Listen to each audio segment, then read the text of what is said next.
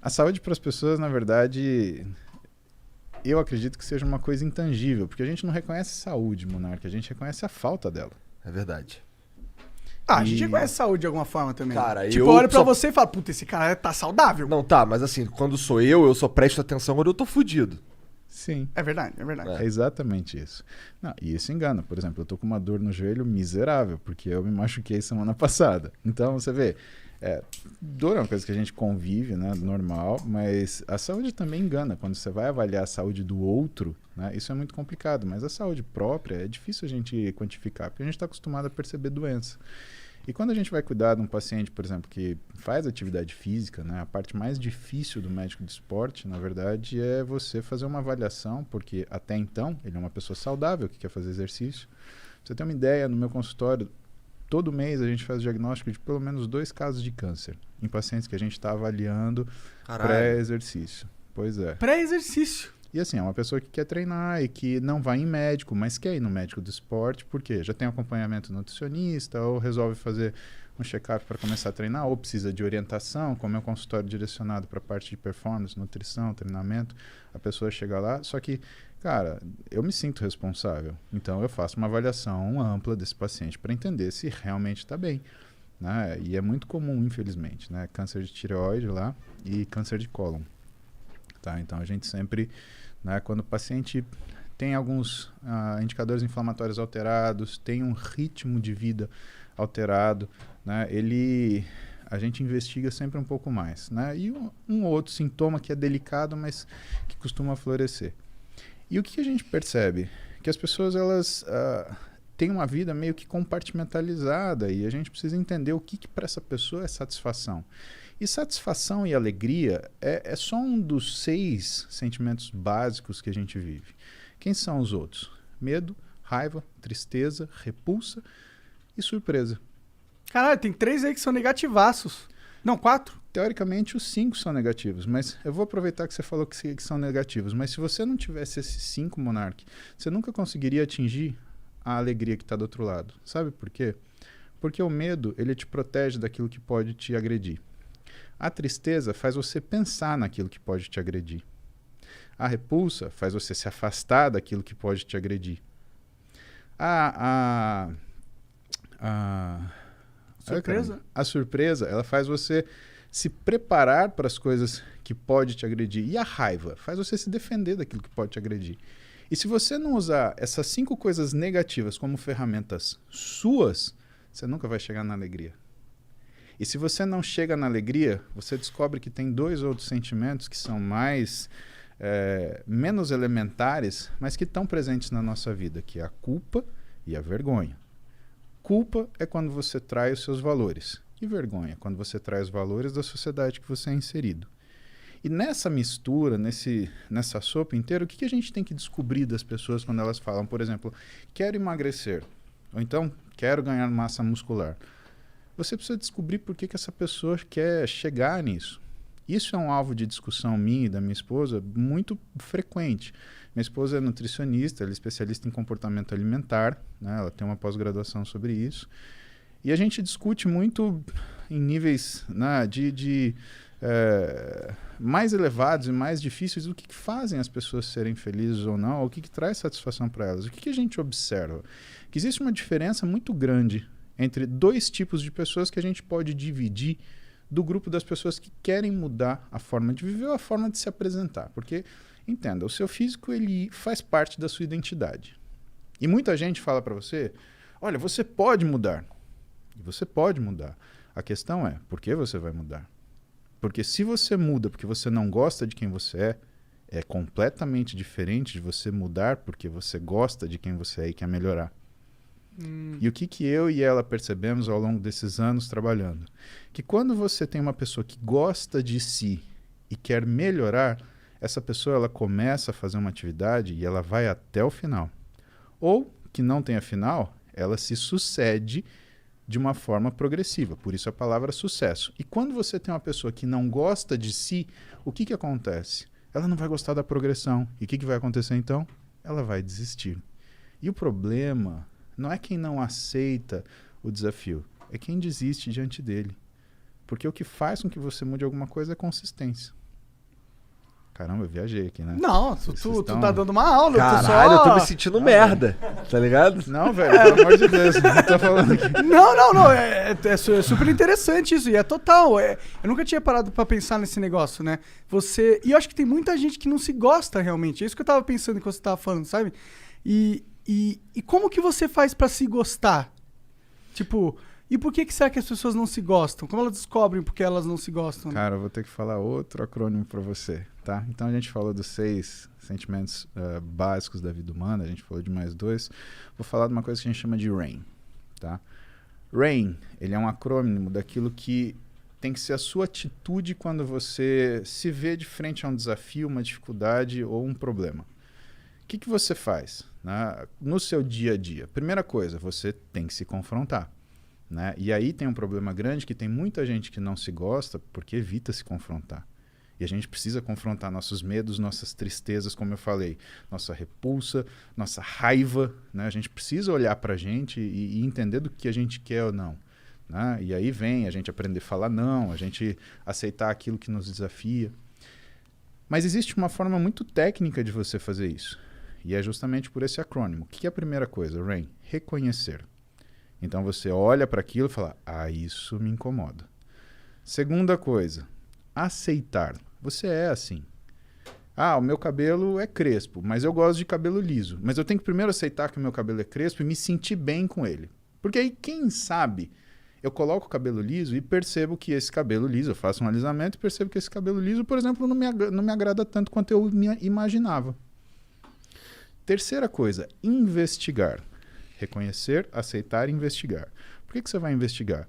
Você tem que entender de onde vem aquilo de você. E por último, não identificar. Ou seja, você nunca vai trazer para você. Você é um sentimento ruim, fique aí. Isso é importante para você se conhecer e para você conseguir tomar as decisões que te agradem, porque a gente é obrigado a tomar muita decisão que nos desagrada. Agora, tem algumas que nós não somos obrigados a tomar.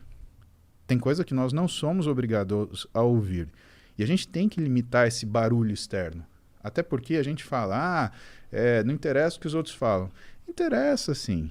Aquilo te machuca. Com o tempo, tudo bem. Você vai se calejando. Agora, o quanto de ferida você carrega na sua vida porque você deixou que essas coisas te machucassem. Hoje, com 42 anos, eu sou um monolito. O cara me derrubar, tem que ir fundo. Ele tem que mexer com algumas coisas que estão muito dentro de mim.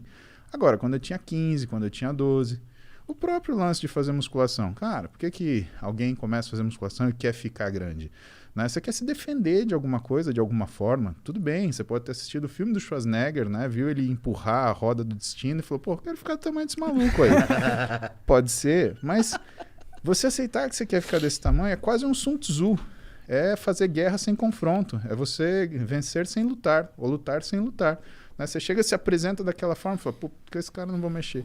Né? E isso na nossa vida profissional, isso na nossa vida do dia a dia, né? Ninguém vai te dar um esbarrão na rua se ele olhar para você e falar, não, isso daqui não vai dar muito certo se eu fizer isso. Se ele querer esbarrar de volta, eu acho que eu vou sair voando. Eu acho que vou pegar um pedala. Mas essas coisas, elas são importantes. E isso que a gente se preocupa, assim, na verdade, é que as pessoas, elas estão numa fase, principalmente hoje, com toda essa conversa de aceitação, etc., que você percebe que as pessoas, elas não estão se confrontando mais.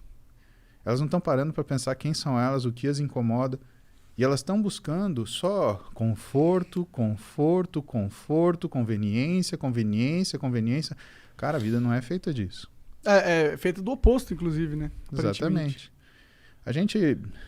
Eu escolhi uma profissão onde não existe conforto, cara. E não existe conveniência. Principalmente quando você dá plantão num pronto-socorro de trauma, cara, não tem conforto nenhum. Você tá 3 da manhã, chegou o cara que caiu de moto, ele tá parecendo um quebra-cabeça de 2.000 peças. Né? Você fala, não, espera um pouquinho, para de sangrar que eu preciso ainda estudar o que eu vou fazer com você. Não, você se ferra ficando sem dormir, estudando, tomando café, virando noite, dia. Você para de assistir filme, você para de assistir TV, você para às vezes de sair com a tua namorada para assistir aquilo. Mas por quê? Porque tem uma finalidade. Não tem angústia maior para um médico do que olhar para um paciente e não ter ideia de onde ele começa a trabalhar. Isso é uma coisa impensável. E isso é uma coisa que move muitos de nós na faculdade de medicina. Né? Eu não tinha preocupação com prova, por exemplo, Monarca. Eu tinha preocupação quando o paciente fosse sentar na minha frente e falar assim, e aí, doutor, o que eu tenho? Cara, aquilo me dava um desespero que eu falava assim, eu tenho que saber das coisas. Isso a gente estava no primeiro ano passando numa matéria que chamava Introdução ao Hospital. E eu olhava com admiração os meus professores, que eles conseguiam sentar com calma, ouviam o paciente e sabiam conversar com o paciente. E o médico, né, aquele médico bom, aquele médico antigo, aquele médico que ele consegue se conectar com você, porque o trabalho médico ele vem dessa conexão. Porque o que o médico faz, na verdade, né, o que ele vende é a confiança. As pessoas procuram o médico porque confiam nele. Não porque ele se formou no melhor lugar, ou porque ele tem a quantidade de diploma, ou porque ele fez... Não, porque confiam nele, né? E esses professores, eles sentavam com as pessoas e, assim, do jeito que a gente está sentando hoje, tudo bem, Maria, como é que vai você? O que está acontecendo com você? Não, mas antes, me conta um pouquinho da sua vida. Cara, aquilo era sensacional.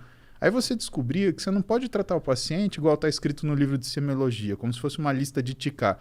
Dor de barriga? Dor de cabeça? Tá caindo um dente? Tá caindo cabelo? Não é isso, cara. É uma coisa muito mais profunda.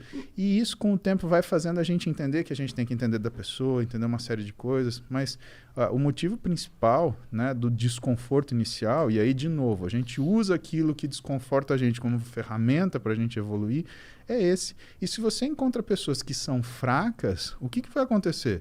Elas vão fugir desse desconforto e não vão conseguir fazer o mínimo. É aquela história que hoje é clichê. Tempos difíceis geram pessoas fortes. Pessoas fortes geram tempos fáceis. Tempos fáceis geram pessoas fracas. E pessoas fracas geram tempos difíceis. E o ciclo se repete. Que geração que a gente está? Eu acho que a gente está numa geração muito curiosa, sabe, Monark? Porque nunca a gente teve tanto acesso à informação e tanta história digital. Vou te dar um exemplo. Eu tenho uma foto do meu avô, pai da minha mãe. Eu tenho uma foto do meu avô, pai do meu pai. Quando eu for avô dos filhos das minhas filhas... Milhões de fotos, milhões de vídeos. Minha filha vai poder falar assim, olha, quer ver seu avô aqui? Ele estava ensinando isso que você quer saber, se o meu neto quiser fazer musculação. Né? Ó, ele estava ensinando aqui. Isso vai ser 2073... Porra, meu avô em 2020, ele estava andando de bicicleta. Imagina se você conseguisse ver o seu avô em 1920... fazendo um negócio, fechando uma parceria, comprando uma casa, pintando um celeiro, plantando um feijão, fazendo alguma coisa dessa. Muito foda seria. A gente tem uma memória hoje e que, assim, a geração anterior a nossa, os nossos pais, eles conheceram tecnologia. A nossa geração se adaptou à tecnologia, mas os nossos filhos, eles dominam essa porcaria. E isso faz com que a nossa fase hoje seja muito difícil de ser analisada em termos se é um tempo forte ou um tempo fraco.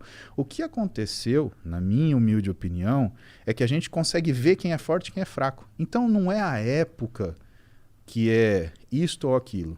Na verdade, todas as épocas são difíceis, porque os desafios eles se apresentam naquele momento. E como diz, né, meu professor de clínica médica, Antônio Carlos Lopes, ele fala, é fácil ser médico do dia seguinte. Quando o paciente está no leito, quando o paciente está todo controlado, medicado, você ser o médico que chega no outro dia e começa a pôr defeito, podia ter feito isso, podia ter feito aquilo. Cara, vai lá atendendo pronto-socorro, o cara sofrendo, gritando, berrando, passando mal, ficando tonto, desmaiando, a família desesperada, olhando para você cansado, com sono, sem tomar banho, com fome. Cara, então é fácil a gente avaliar, falar, foram tempos fáceis, foram tempos difíceis. Todo tempo é difícil. A questão é que a gente hoje consegue ver pessoas fortes, a gente consegue ver pessoas fracas, a gente consegue ver pessoas fortes que se portam como pessoas fracas e pessoas fracas que estão tirando daquilo que é a fraqueza delas a força que elas precisam para sobreviver. E o que eu realmente acredito é que a gente tem uma situação onde as pessoas privilegiadas hoje, que ficam inventando o problema, e a gente vê muito isso na mídia. Gente que, né, é o tal do cara que é militante de iPhone.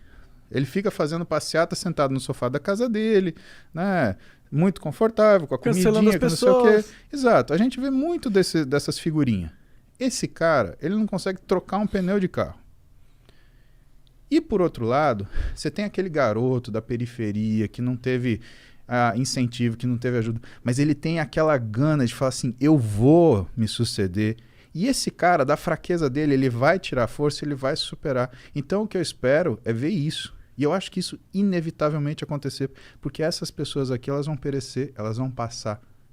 Hoje, isso daqui não permite que as mentiras sejam eternas.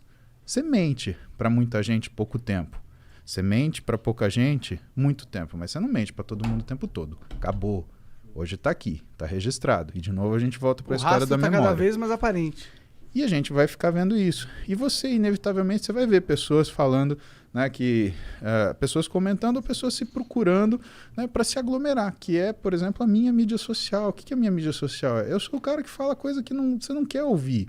Eu sou o cara que fala que não é fácil. Eu sou o cara que fala que não é simples. Mas eu sou o cara que fala para você, se você fizer isso, você vai conseguir. Você só precisa de consistência. E eu tenho plena convicção que todas as pessoas que estão comigo no Instagram, no meu YouTube, elas são pessoas que eu seria muito amigo se a gente convivesse de forma próxima. Então, para mim, a mídia social, ela trouxe a oportunidade de eu ter amigos que, infelizmente, eles não estão comigo fisicamente. E esses caras, eles dividem comigo todos os dias, ou seja, no banho não tem calendário, eu pedalando de manhã, a gente conversando sobre os assuntos que eles querem saber, ou então nos posts que eu faço, ou então nos vídeos do YouTube, eles dividem comigo aquilo que é a nossa realidade. E aí a gente percebe o quê? Qual é a grande pergunta hoje, pelo menos para mim? Eu vejo que muitas pessoas têm levantado diversas bandeiras. E vejo que muitas pessoas querem muita coisa. E muitas pessoas que falam em favor da liberdade, elas querem tomar o seu direito. Porque o que conta é a liberdade delas, na verdade. Só que eu não sei de verdade, Igor, Monark, se essas são 10 pessoas gritando para 10 mil caladas. Porque se isso acontecer, a hora que as 10 mil resolverem falar, meu amigo, não vai precisar de grito. Ah, nós não vamos nem precisar falar, né? Elas vão Exatamente. derrubar tudo pelo que elas passarem pela frente, quando elas quiserem.